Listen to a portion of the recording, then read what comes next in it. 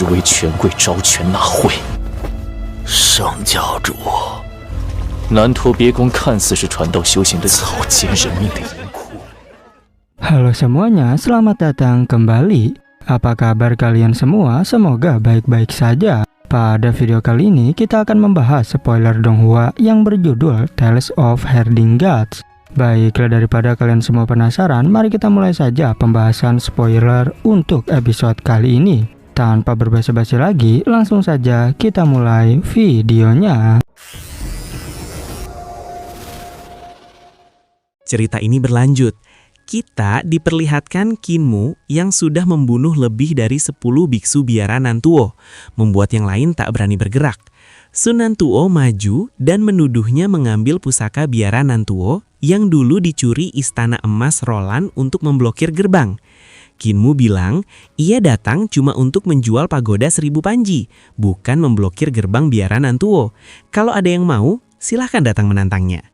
Putra mahkota Yankang langsung menawar dan minta harga, membuat para biksu terdiam karena ternyata bisa dibeli. Kinmu menyebut harga, 100 kapal terbang berisi tabib atau apoteker dan 200 kereta awan tanpa pasukan berbaju emas. Putra mahkota Yankang muram karena itu senjata penting negara. Kalau diberikan ke tembok besar bisa dihandap pengkhianatan.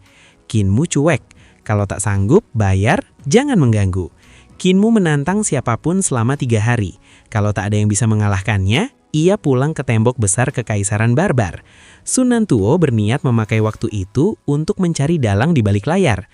Tak ada biksu yang berani maju, Kinmu pun duduk menunggu. Kerumunan bubar. Adipati Wei membawa Wei Yong ke kediaman guru kekaisar untuk mencari beliau. Tapi diberitahu beliau sedang jalan-jalan dengan nyonya, membuat Adipati Wei kaget.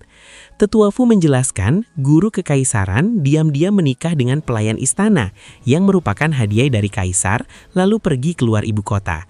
Adipati Wei kaget dan ingin mengirim hadiah, tapi tak tahu kapan beliau kembali. Karena Kinmu akan tinggal 3 hari, Adipati Wei memilih menunggu. Malam tiba, ibu kota ramai lampion dan pasar malam jelang tahun baru. Adipati Wei mengajak Wei Yong jalan-jalan. Di jalan, mereka melihat gadis-gadis bangsawan dan Adipati Wei memberi Wei Yong petunjuk kultivasi. Saat melewati istana Nantuo, Adipati Wei kaget karena Pangongso tidak terlihat di luar.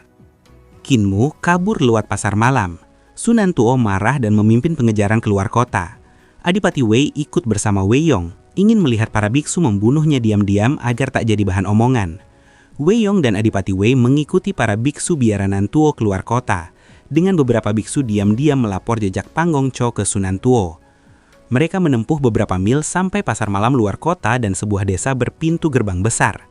Di gerbang tergantung papan bertulis ajaran guru suci, membuat Adipati Wei ragu saat Sun Nantuo masuk ke desa itu. Desa itu tampak seperti pasar malam biasa, tapi papan ajaran guru suci membuat Adipati Wei curiga. Itu terkait sekte iblis surgawi dan Li Tianxing. Begitu mereka masuk, para pedagang tiba-tiba bergerak dan membantai biksu biara Nantuo dengan brutal. Para pedagang selesai membantai biksu biara Nantuo lalu kembali pura-pura normal. Sun Nantuo mengamuk dan memunculkan Buddha 1000 lengan, tapi sekitar 20 tetua datang dan menghancurkannya. Pasar kembali ramai seolah tak terjadi apa-apa. Mayat dibersihkan. Adipati Wei ketakutan dan ingin segera pergi, namun Wei Yong malah menyapa Kinmu di desa itu. Kinmu menyapa Wei Yong dan Adipati Wei, mengajak mereka masuk. Wei Yong buru-buru menyuruhnya keluar karena ada masalah besar di Akademi Kekaisaran dan tempat itu markas sekte iblis surgawi yang sangat berbahaya. Adipati Wei panik karena jalan mereka dicegat 2 tetua. Sementara Kinmu mengangkat tangan dan berbicara pada wanita tua yang mendekat. Wanita tua mempersilahkan Adipati Wei masuk, dan ia ikut masuk meski curiga desa itu terlihat baru dibangun. Saat mengikuti Kinmu, Adipati Wei menanyakan hubungan Wei Yong dengan Kinmu. Wei Yong bilang mereka pernah melewati hidup mati bersama, dan Kinmu pernah menyelamatkannya saat kapal para cendekiawan diserang sekte penunggang naga. Adipati Wei menanyakan apakah Wei Yong pernah membalas budi Kinmu. Wei Yong menggeleng, membuat Adipati Wei makin cemas. Mereka tiba di pusat desa. Panggung kayu kecil dikelilingi pengikut sekte iblis surgawi. Wanita tua mempersilahkan duduk dan bilang lantainya bersih, tapi Wei Yong melihat bercak darah masih tersisa. Adipati Wei makin takut karena sekte iblis surgawi baru saja melenyapkan Sun Nantuo dengan cepat. Ratusan orang duduk menunggu pemimpin sekte. Wei Yong melihat Kinmu dan berteriak memanggilnya. Kinmu tersenyum, lalu naik ke panggung. Wei Yong panik melarangnya, tapi Adipati Wei membentaknya agar diam.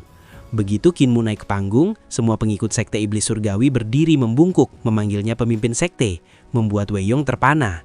Adipati Wei sadar Kinmu memang pemimpin mereka. Lalu Kinmu mulai bertanya siapa yang menguasai mantra pencarian jiwa. Seorang wanita mengaku bisa mantra pencarian jiwa. Kinmu membuka gerbang gelap, Soul Guide, dan menampakkan jiwa Sunan Tuo. Ia meminta kepala aula menelusuri siapa komplotan Sunan Tuo yang mencelakai dua Raja Langit. Wanita itu memakai cermin untuk menyinari jiwa Sunan Tuo, memutar ulang ingatannya hingga terlihat momen saat mereka menyergap Raja Langit Lu. Dari ingatan Sunan Tuo, terungkap beberapa pelaku penyergapan, termasuk putra mahkota Yankang, Ling Yuxia. Kinmu menyuruh semuanya dicatat dan akan mengantar mereka pergi saat ada kesempatan. Adipati Wei terkejut karena sekte iblis surgawi bahkan berani menarget putra mahkota Yankang. Sekte iblis surgawi adalah kekuatan kuno yang menuntut balas atas kematian dan penghinaan pada raja-raja langit mereka. Jadi Adipati Wei tak berani bicara mewakili putra mahkota. Dari ingatan Sunan Tuo, terungkap pelaku lain saat menyerang Raja Langit Qian, Guru Ruo Piao, pelindung muda putra mahkota, menggantikan Gulin Wan yang hilang 200 tahun, Yun Boshan, dan Cui Mingzi adalah Master Tao dan Sekte Dao, sedangkan Ting Yanju dan He Qianqiu berasal dari keluarga kuat. Mereka satu faksi putra mahkota dan pernah jadi guru putra mahkota. Dari 16 pejabat tinggi, ada 6 orang faksi putra mahkota. Kinmu menyuruh mencatat Guru Ruo Piao, lalu menunda aksi sampai lewat tahun baru agar target sempat bersama keluarga. Ia memerintahkan para tetua menghancurkan biaranan Tuo tanpa jejak. Adipati Wei lega karena rencana Kinmu lebih aman. Bunuh bertahap agar tidak memancing penyelidikan dan serangan balik dari pengadilan Yankang dan Sekte Dao dan Biara Petir Agung. Kinmu menipu dengan identitas Istana Emas Roland dan memakai pusaka biaranan Tuo sebagai umpan, lalu memancing Sunan Tuo keluar kota agar dibunuh tanpa jejak. Karena aksinya rapi dan jauh dari ibu kota, Kaisar tak akan menemukan bukti. Setelah Sunan Tuo mati, Kinmu memilih menunggu agar faksi putra mahkota tidak curiga dan tidak terjebak penyergapan. Kinmu lalu menatap Wei Yong dan Adipati Wei sambil tersenyum, membuat Adipati Wei makin gentar. Kinmu menegaskan ia bisa melenyapkan Adipati Wei sebelum sempat berteriak. Adipati Wei berdalih pernah dekat dengan pemimpin sekte lama. Tapi Xue Bie membantah hubungan itu dangka, membuatnya pucat dan mencari celah kabur. Lalu Kinmu menawarkan posisi. Karena 2 raja surgawi sekte mereka sudah mati, ada 2 kursi kosong dan Adipati Wei dinilai cocok pengisinya. Adipati Wei menolak halus karena punya jabatan resmi. Tapi melihat banyak praktisi kuat di sekelilingnya, Kinmu berkata mereka santai. Adipati Wei hanya diminta bertarung bila perlu. Kalau tak mau, cukup bersumpah tutup mulut lalu boleh pergi. Namun para pengikut sekte iblis surgawi tampak siap membungkam mereka. Jadi Adipati Wei langsung berkata, "Aku bersedia." Adipati Wei memarahi Wei Yong karena teriak memanggil Kinmu, hingga mereka terseret masalah. Wei Yong membela Kinmu, tapi Adipati Wei balik. Kalau Kinmu baik, mana mungkin jadi pemimpin sekte iblis surgawi? Kinmu mengoreksi, kami menyebut diri sebagai sekte suci surgawi, bukan sekte iblis. Wei Yong malah minta ikut dapat gelar Raja Langit juga. Wei Yong malah minta para Raja Surgawi U dan Shi mengajari Adipati Wei soal aliran suci. Lalu Kinmu memerintahkan semua jejak dihapus. Dalam sekejap, desa Pasar Malam dibongkar rapi, papan pilar dan peralatan lenyap. Mayat biksu Biarananto disembunyikan, bahkan tanah sekitar ikut disingkirkan agar tak tersisa bukti. Semua dibereskan cepat dan rapi, sampai tak ada yang tahu pernah ada pasar malam di sana. Kinmu memerintah, bubar. Para kepala aula dan penjaga langsung menghilang dan berpencar hingga tempat itu kembali gelap dan sepi, tinggal Kinmu, Wei Yong, Adipati Wei, dan 2 Raja Surgawi. Dan pada akhirnya spoiler untuk episode kali ini pun bersambung. Oke, cukup sekian, terima kasih untuk video kali ini dan sampai jumpa di video berikutnya. 人命的严酷，那就从他们的新教主下。便是只要出手。听说黄金宫的人来南图宗堵门了，快去看看！我们那儿的鬼。